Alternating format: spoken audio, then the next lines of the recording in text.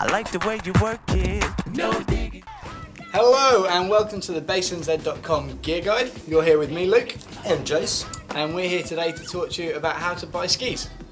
Right, what we're going to do is split things up into 5 categories. When people come into the shop, when they jump online, so many skis, very hard to actually see what's going to be suited to different people. It can get very confusing. There's so much out there. You see loads of stuff online, in store, and we need to get it sorted out for you so you're on the right product. Brilliant. So, with those 5 categories we're going to split down, we're going to first of all start with piste and race orientated skis. Just like this little puppy here. What have we got, Lukey? Tell me, for someone that's skiing on this type of ski, where and what are they going to be skiing? This is an on-trail type ski. That person that's spending, 80% on piste, 20% off.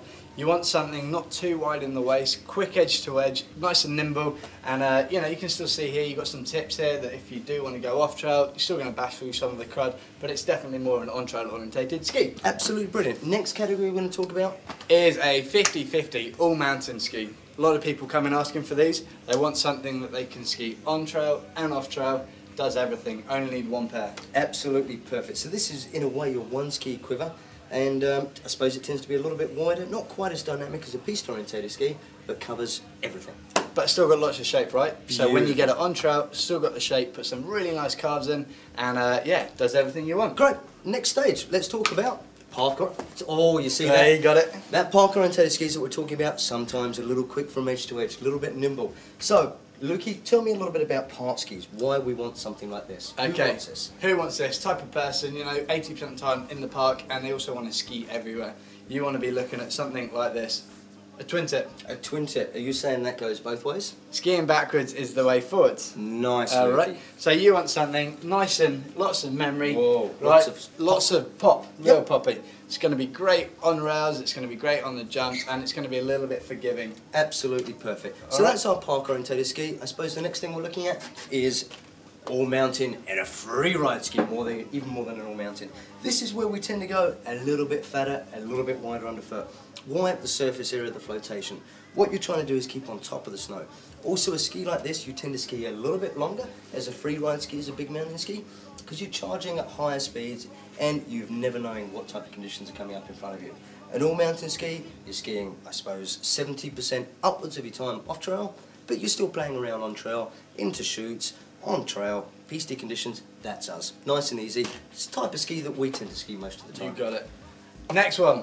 Oh, Helicopters. chum chum chum chum chum, that's what I say. Here we are, reverse canvas ski, very big ski, and it's for that type of person that's always looking for, for those fresh tracks, is in and out of helicopters. Perfect. Very, very fat under the foot, again, so you stay on top.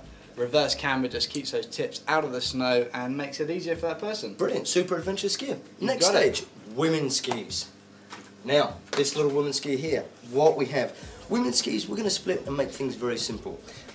Difference between women's skis and guys skis, the cores tend to be a little bit lighter, a little bit softer. So there are specific women's skis and there's a good reason for it. You got to face it, Jace, when we see the women up skiing on the mountain, they tend to have a little bit more technique, a little bit more agile than the guys. They don't use as much kind of robustness and strength that the guys tend to. So it's a little bit lighter, a lot easier to use, and hey, more fun.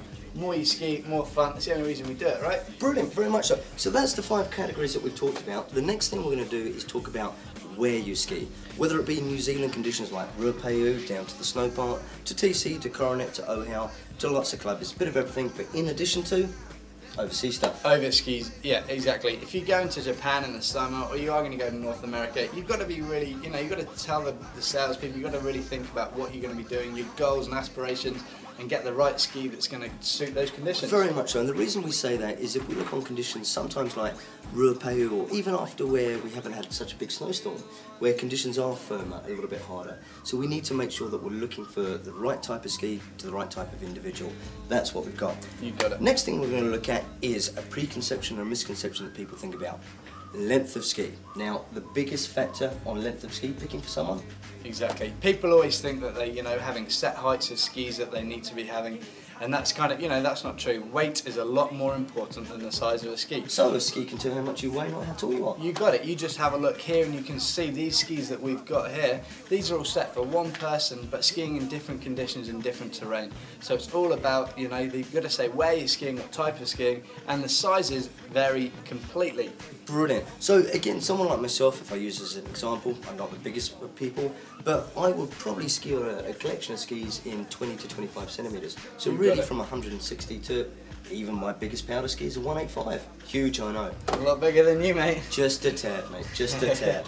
So we've gone through that, and again, remembering that your weight, knowing your weight is super, super crucial. That's that side. Brilliant.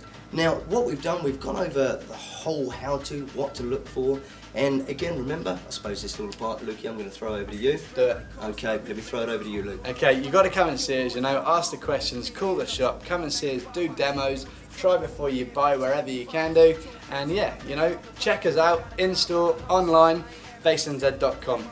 Good stuff, online, all the time. Lukey, perfect. Informative, that's great. This is Jace saying out. This is Luke saying out. Adios. Peace! Ooh, I like the way you work it. No diggity.